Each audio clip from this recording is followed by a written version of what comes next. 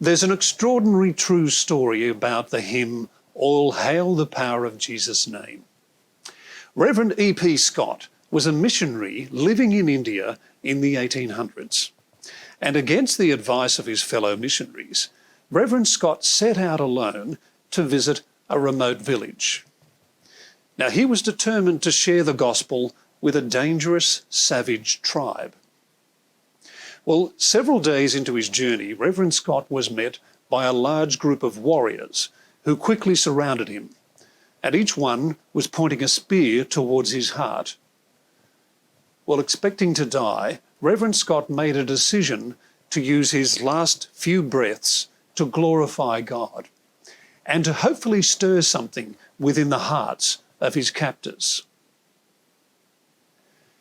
He took out his violin, which he always carried, closed his eyes and began to play and sing, All Hail the Power of Jesus' Name, in the native language of the warriors.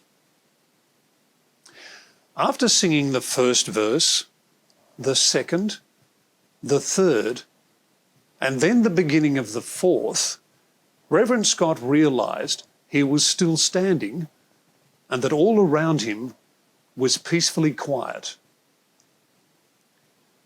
Opening his eyes, he saw every spear lowered.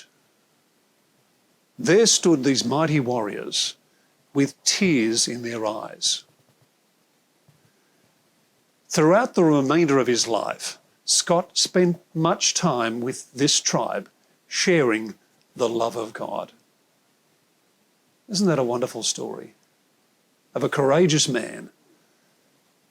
And that's the background behind this wonderful hymn.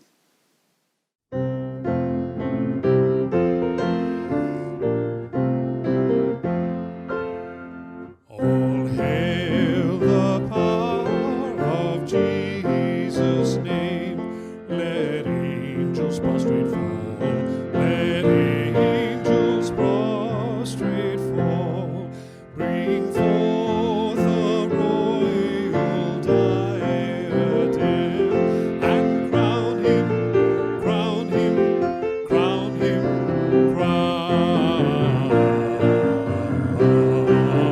Crown him and crown him Lord of all.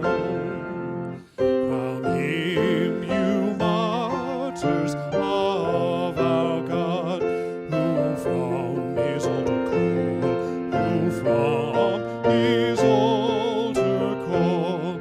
Praise him whose way of pain you trod, and crown him, crown him, crown him, crown. Crown him and crown him Lord of all. Now heirs of Israel's chosen race, and ransom from the foe, and ransom from the foe. Hail him who saves you by his grace, and crown him, crown him, crown him, crown. Crown him and crown him Lord of all. Let every tribe and every tongue responsive to his call, responsive